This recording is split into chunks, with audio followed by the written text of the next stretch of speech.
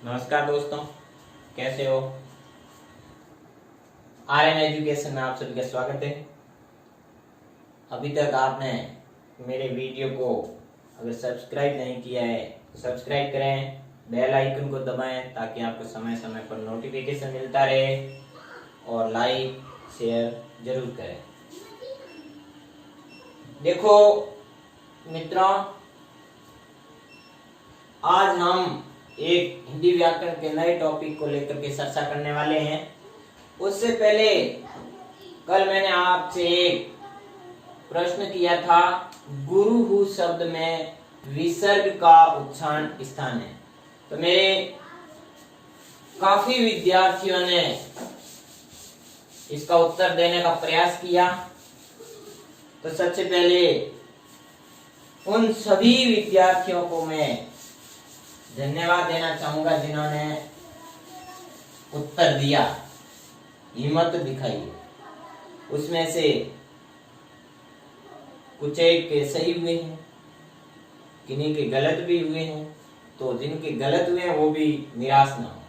देखो विद्यार्थियों, शब्द है गुरु हु। मैंने शब्द पूछा है विसर्ग में उच्चारण स्थान कौन सा है। देखो कल हमने पढ़ा था अकुह विसर्जनाम कंठ।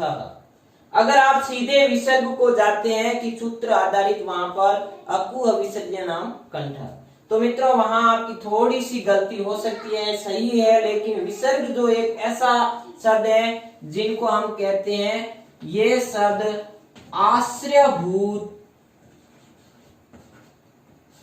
आश्रयभूत वर्णों पर निर्भर करता है। किन पर निर्भर करता है? आश्रयभूत वर्णों पर निर्भर करता है। आश्रयभूत वर्ण कौन से हैं? आश्रयभूत वर्ण वे कहलाते हैं जिनके साथ विसर्ग का उच्चारण किया जाता है। तो मित्रों ध्यान दें कि जिस वर्ण के साथ में विसर्ग का उच्चारण हो रहा है वही उसका उच्चारण स्थान कहलाता है। अब देखो शब्द है गुरु। कौन सा शब्द था अपना? गुरु। अब देखो यहाँ आश्रयभूत स्वर वर्ण कौन सा है? उ। कौन सा है? उ। अब उ के बाद में विसर्ग आया है, इसलिए आप कभी भी ऐसी गलती नहीं करें। हाँ, अकुह विसर्जनाम कंठ जो मैंने बताया था, शब्द जैसे मान लो मैंने लिख दिया रामः।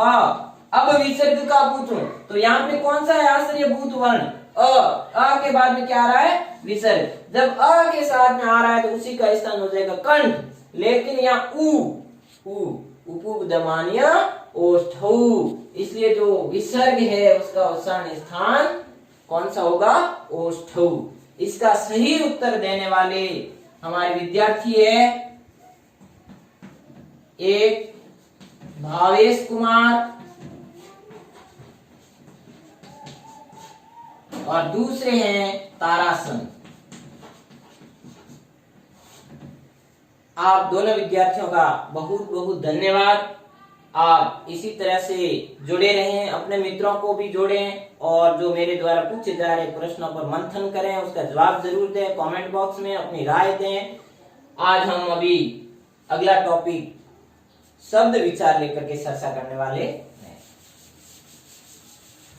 वे विद्यार्थी भी निराश न हो जिन्होंने अपना प्रश्न का जवाब दिया, उनका गलत हो गया। तो मैं उनसे भी आशा करता हूं कि अगली बार मेरा आज का जो प्रश्न है उसका आप सही जवाब जरूर देंगे।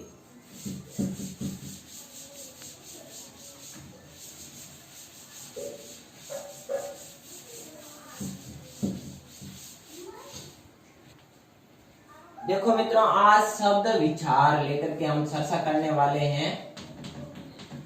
शब्द विचार। इससे पहले अपना एक टॉपिक वर्ण विचार पूरा हुआ। देखो विद्यार्थियों, शब्द विचार को भाषा व्याकरण की रीढ़ कहा जाता है, माना जाता है। याद रखें, जो व्याकरण है, व्याकरण की रीढ़ कहा जाता है। देखो व्याकरण की रीढ़। अब हम पढ़ेंगे शब्द विचार क्या है। तो ध्यान रखें मित्रों, शब्द किसे कहते हैं? हमारे मन में प्रश्न आया कि अगर इसको रीड कहा जाता है, शब्द क्या है? शब्द, देखो शब्द किसे कहते हैं? शब्द वर्णों के सार्थक समूह को क्या कहते हैं? शब्द। ऐसा नहीं है कि वर्णों के समूह को शब्द कहते हैं, वो शुद्ध नहीं होगा। वर्णों के सार्थक समूह को क्या कहते हैं? वर्णों के सार्थक समूह को शब्द कहते हैं।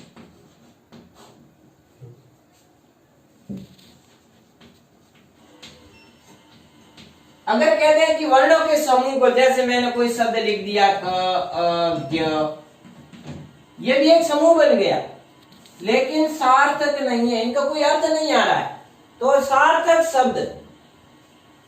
अब जैसे मान लो मैंने शब्द लिखा कमल, इसका कोई ना कोई अर्थ निकलता है, सार्थक शब्द है, तो सार्थक शब्दों के समूह को क्या कहते हैं? शब्द कहते हैं। अब हम आगे चर्चा करने वाले हैं शब्दों के प्रकार, यानी शब्दों को कितने भागों में बांटा गया है, इनके कौन कौन से भाग हैं। तो देखो शब्दों के हम अलग अलग भागों को पढ़ेंगे, तो उनमें से आज हम पहला लेकर के भाग है वो हमारा है उत्पत्ति के आधार पर। किनके आधार पर? उत्पत्ति या स्रोत के आधार पर, स्रोत के आधार पर शब्दों के भेद। आधार पर हम वर्गीकरण पढ़ेंगे। देखो उत्पत्ति या स्रोत के आधार पर शब्दों को मुख्यतया 5 प्रकार या 5 भागों में बांटे गए हैं। कौन कौन से 5? पहला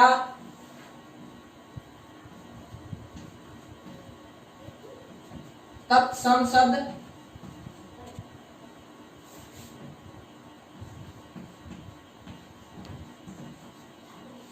तत्सम शब्द। दूसरा तद्भव शब्द। तीसरा विदेशी शब्द।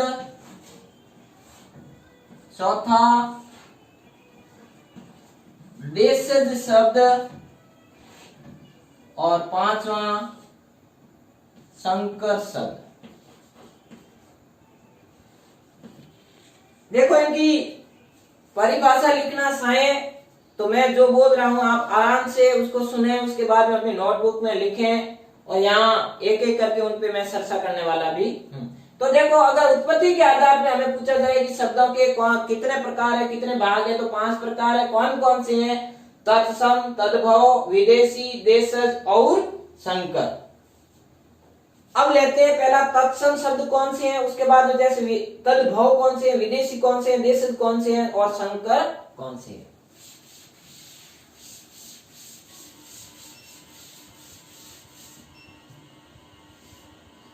पहला है तत्सम शब्द। बहुत ही इंपॉर्टेंट शब्द है। हमारी कोई भी एग्जाम लो, चाहे हमारी थ्योरी कर लो या कंपटीशन के एग्जाम में देखो, तत्सम तद्भव से प्रश्न जरूर आता है। देखो तत्सम शब्द क्या है, अगर इनकी हमें परिभाषा समझ में आ गई, यानी समझ लिया कि तत्सम क्या है, तो आराम से हम उनको सही कर सकते हैं। जैसे देखो तत्सम शब्द है, ये तत् धन सम शब्द से मिलकर के बना है। तत् का मतलब होता है उसके, सम का मतलब होता है समान। तत् का मतलब उसके या उसका, और सम का मतलब समान। अब देखो उसके किनके, यानी वे शब्द जिनकी उत्पत्ति यानी जिन शब्दों का जन्म है वो संस्कृत में हुआ हो। किन में हुआ हो? संस्कृत में हुआ हो। संस्कृत भाषा में उन शब्दों का जन्म हुआ हो, उत्पत्ति हुई हो, और है वैसे के वैसे, यानी ज्यों के त्यों अगर हिंदी भाषा में प्रयुक्त कर लिए जाते हैं, ज्यों के त्यों हिंदी भाषा में प्रयुक्त कर लिए जाते हैं, तो वे कौन से शब्द कहलाते हैं? तत्सम शब्द कहलाते हैं। जैसे हिंदी या भाषा में प्रयोग, जैसे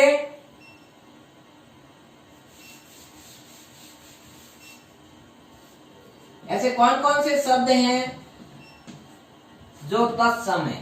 जैसे घृत संस्कृत का शब्द है और हिंदी में ज्यों का त्यों प्रयोग किया जा रहा है। अग्नि, मक्षिका,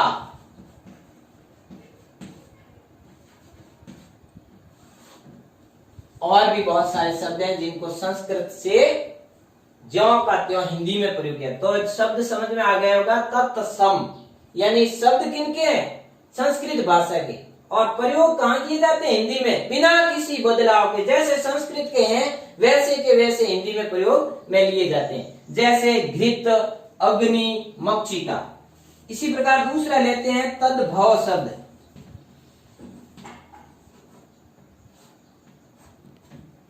देखो तद्भव शब्द भी दो शब्दों से मिल के बना है। तत्धन भव, भव का मतलब होता है उत्पन्न होना, उससे उत्पन्न होना। अब देखो शब्द, ये भी शब्द है संस्कृत के, ये भी शब्द, लेकिन ध्यान दें तद्भव का मतलब होता है बिगड़ा हुआ रूप कह सकते हैं हम। जैसे हमें तत्सम जो संस्कृत के, तो तद्भव की उत्पत्ति भी संस्कृत से ही हुई है, लेकिन समय के साथ में धीरे धीरे धीरे उसके अर्थ में बदलाव आया और उनको हिंदी भाषा में बदल करके रूप को प्रयोग में लिया जाने लगा। तो वे कौन से शब्द कहलाए?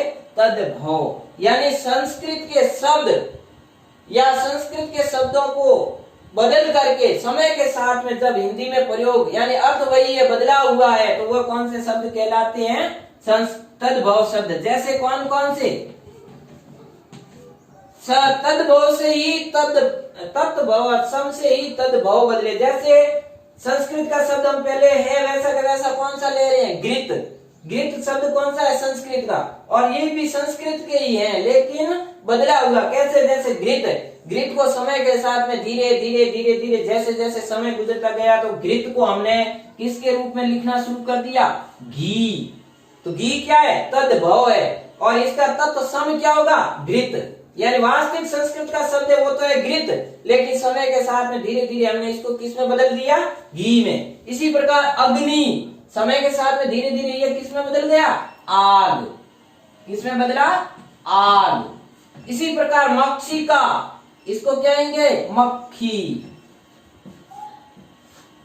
और भी बहुत सारे शब्द है। तो ये है तत्सम से तद्भव में बदलने, यानी ये है तद्भव शब्द। तीसरा कौन सा? विदेशी शब्द। सीधा सा है, जैसे इनका नाम है वैसे इनकी परिभाषा है। विदेशी, विदेशी का मतलब दूसरे देश या दूसरी भाषा, यानी वे शब्द जो दूसरी भाषा के हैं और आज प्रयुक्त वे किसमें किए जाते हैं? हिंदी भाषा में किए जाते हैं। वे कौन से कहलाते हैं? विदेशी शब्द कहलाते हैं। जैसे विदेशी शब्द में क्या? जैसे कोई स्कूल जाता है, जैसे बच्चा स्कूल गया, पूछे कि बच्चा कहाँ गया? स्कूल गया। स्कूल शब्द अपने आप में क्या है? अंग्रेजी भाषा का शब्द है। तो ये जो शब्द है अंग्रेजी भाषा का है स्कूल, लेकिन प्रयोग किसमें किया जा रहा है? हिंदी में किया जा रहा है। इसी प्रकार जैसे हॉस्पिटल, हॉस्पिटल शब्द इंग्लिश का है लेकिन प्रयोग किसमें किया जाता है? वैसा का वैसा हिंदी में प्रयोग किया जाता है। वे कौन से कहलाते हैं? विदेशी शब्द कहलाते हैं। जैसे हॉस्पिटल,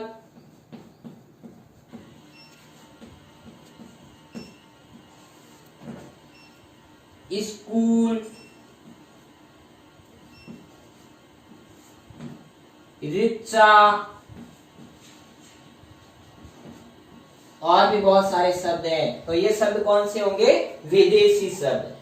तो मित्रों ये संस्कृत के तीन जो शब्द हमने पढ़े हैं, तत्सम, तद्भव, विदेशी, आपको अच्छी तरह से समझ में आया होगा। एक बार इनको आप लिखें, दोबारा रिपीट कर रहा हूं मैं, अगर लिख रहे हो तो दोबारा देख लें।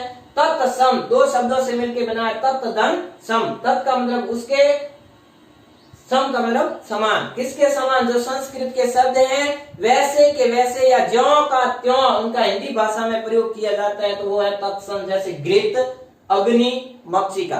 तद्भव यानी संस्कृत के शब्द समय के साथ में बदल करके जब हिंदी में प्रयोग किए जाते हैं, जिन शब्दों की उत्पत्ति, उनका जन्म संस्कृत भाषा है और उनका आज प्रयोग हिंदी भाषा में थोड़ा बदल करके किया जाता है, जैसे घृत का घी, अग्नि का आग, मक्षिका मक्खी, तो ये। और विदेशी शब्द वे शब्द जो विदेशी भाषा या दूसरी भाषा के हैं और आज जो हिंदी में ज्यों का त्यों प्रयोग किया जाता है, वे कौन से कहलाते हैं? विदेशी शब्द। आगे चौथा,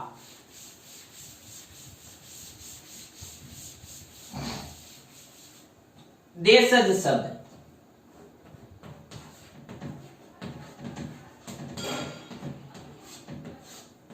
देशज शब्द, देशज यानी देश के अंदर ही उत्पन्न हुए शब्द, अपने देश के। और क्षेत्रीय विशेष क्षेत्र का ध्यान रखें, जहां विशेष क्षेत्र से जो शब्द उत्पन्न हुए हैं वे शब्द कौन से कहलाते हैं? देशज शब्द कहलाते हैं। देशज शब्द में क्या होगी? जैसे कोई क्लास में आवाज कर रहा है, अब हम उनको कहेंगे कि क्यों गड़बड़ कर रहा है, तो ये गड़बड़ क्या है? यानी वे अपने क्षेत्र विशेष से शब्द उत्पन्न हुआ गड़बड़। या क्लास से बाहर कोई विद्यार्थी खड़े हैं और जैसी क्लास स्टार्ट होती है उनको कहते हैं जल्दी से या फटाफट अंदर आ जाओ, तो ये फटाफट शब्द क्या है? फटाफट, ये देशज शब्द है, यानी उनकी उत्पत्ति अपने विशेष क्षेत्र से हुई है, तो ये है देशज शब्द। जैसे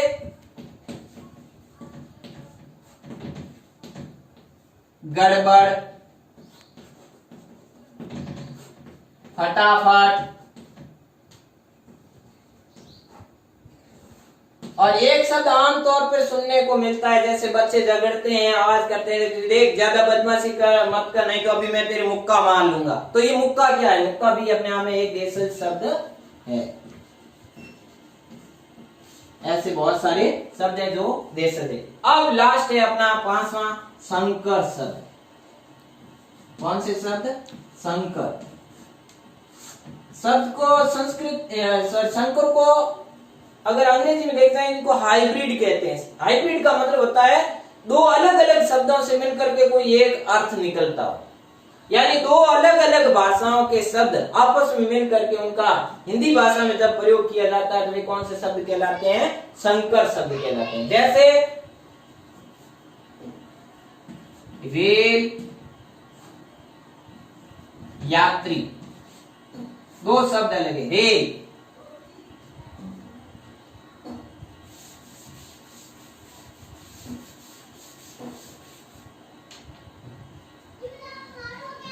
ये सब दो मिलकर के बना एक रेल और एक यात्री। देखो रेल कौन सा है? अंग्रेजी भाषा का शब्द है। यात्री संस्कृत का। तो जब दो अलग अलग भाषाओं से शब्द मिलकर के एक शब्द बनाते हैं, तो वे कौन से कहलाते हैं शब्द? संकर। जैसे वर्षगांठ, वर्षगांठ, अग्निहोत्र,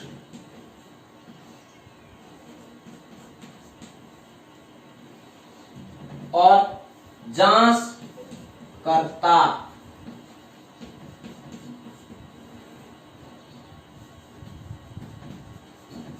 ये सारे शब्द कौन से कहलाते हैं? संकर शब्द कहलाते हैं। तो ये तो था अपना उत्पत्ति के आधार पर शब्दों का वर्गीकरण।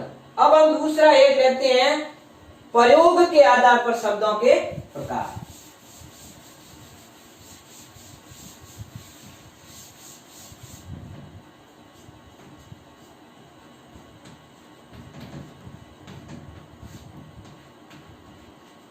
प्रयोग के आधार पर शब्दों के प्रकार।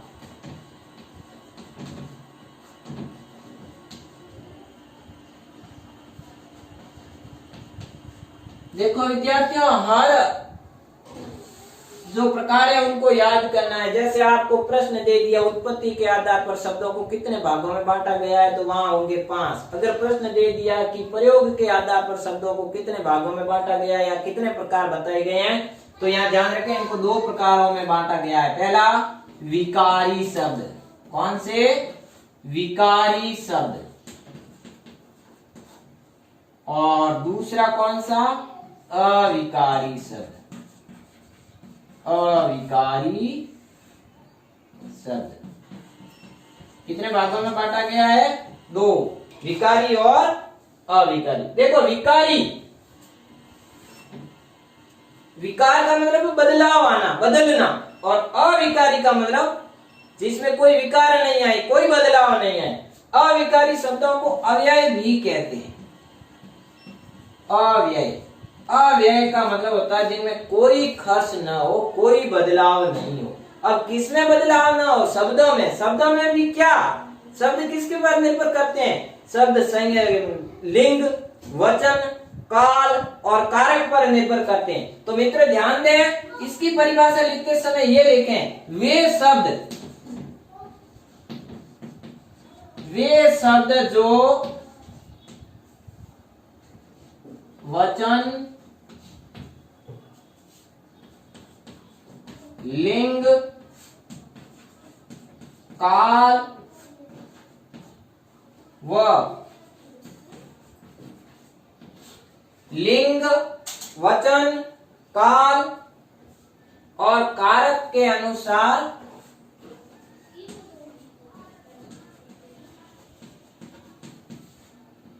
क्या हो जाते हैं? विकार आ जाता है, बदलाव आ जाता है, के अनुसार बदल जाते हैं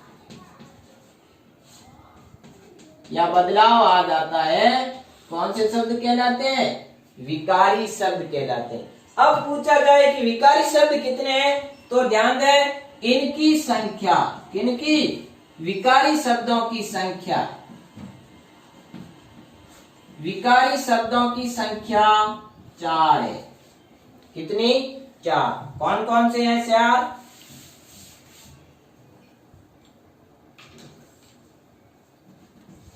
पहला संज्ञा, दूसरा सर्वनाम,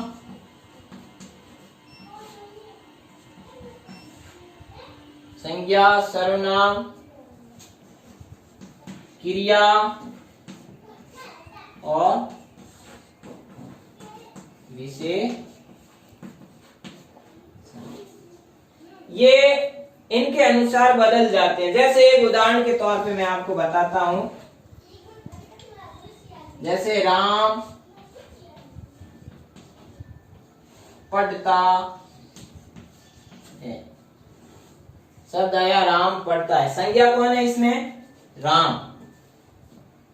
ये शब्द जो लिंग, वचन, काल के अनुसार। अब देखो लिंग, पुल्लिंग का है शब्द, पढ़ता है। इसी प्रकार अगर इसमें लिंग चेंज कर दूं, जैसे राम की जगह मैंने लिख दिया सीता। अब सीता पढ़ता है ये नहीं आएगा, ये इसके अनुसार बदल जाएगा, यानी सीता पढ़ती है, सीता पढ़ती है।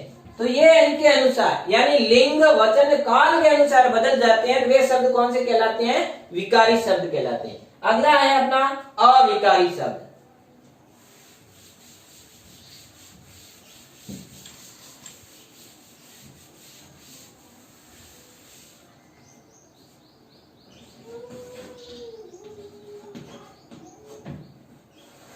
अविकारी शब्द यानी वे शब्द जो वचन, लिंग, काल व कारक के अनुसार नहीं बदलते, के अनुसार नहीं बदलते।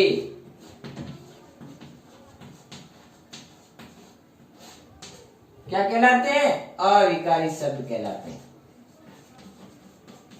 अविकारी शब्द कहलाते हैं।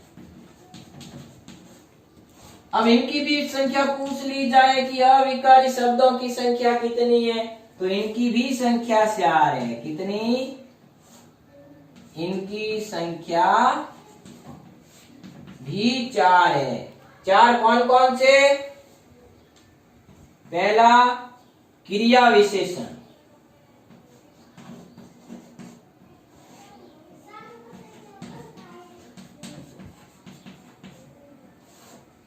दूसरा संबंध बोधक,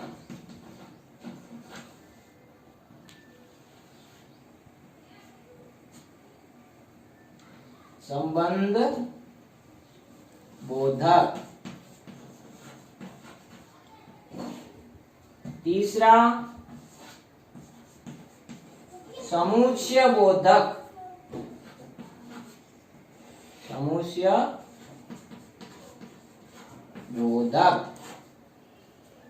और चौथा विस्मयादि बोधक।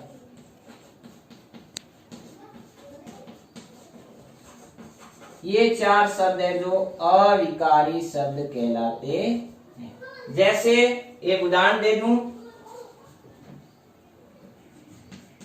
राम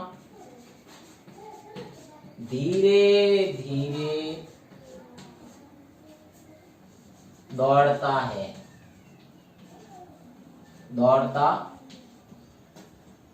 ये है क्रिया विशेषण। अब क्रिया विशेषण किन्हें कहते हैं? जो क्रिया की विशेषता बताते हैं। क्रिया दौड़ना, दौड़ने की विशेषता कैसी है? यानी वो धीरे धीरे दौड़ रहा है। अब देखो ये है कि वे विकार जो वचन लिंग काल कार्य के अनुसार नहीं बदलते हैं, अविकारी कहलाते हैं। जैसे राम धीरे धीरे दौड़ता है। अब यहाँ राम कौन है? संज्ञा।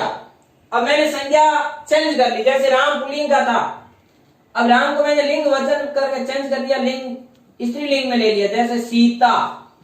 तो सीता भी क्या होगी? धीरे धीरे ही रहेगा, दौड़ती है। सीता धीरे धीरे दौड़ती है, कोई बदलाव नहीं। वे धीरे धीरे दौड़ते हैं।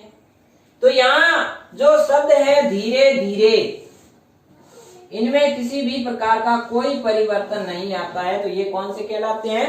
अविकारी शब्द। तो मित्रों, आज की क्लास को मैं यहीं विराम देता हूं। अब मैं आज की क्लास के रोजाना की भांति एक प्रश्न आपको दे रहा हूं, तो उसका उत्तर मुझे आप जरूर कमेंट बॉक्स में दें। और जो चीज आपको अगर समझ में भी नहीं आ रही है या कोई समझने में समस्या आ रही है, तो भी आप मुझे निसंकोच कमेंट बॉक्स में जवाब पूछ सकते हैं। तो आज का प्रश्न,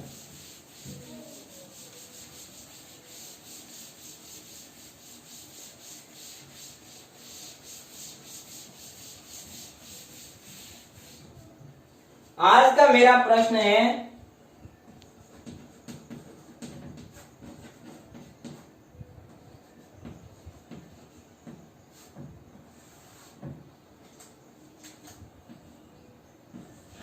देशज शब्द बताओ। देशज शब्द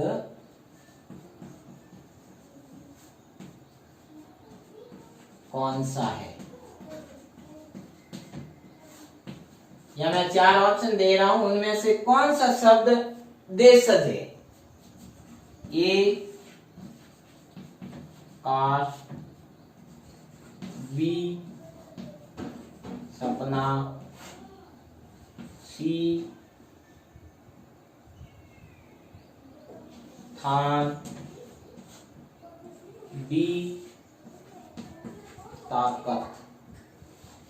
तो आप मुझे इसका जवाब कमेंट बॉक्स में जरूर दें। मैं आपके आंसर की प्रतीक्षा में हूं। प्रश्न एक बार और, देशज शब्द कौन सा है? 4 आपके सामने ऑप्शन है, काश, सपना, थान, ताकत। इनका उत्तर मुझे जरूर दें। नमस्कार, धन्यवाद।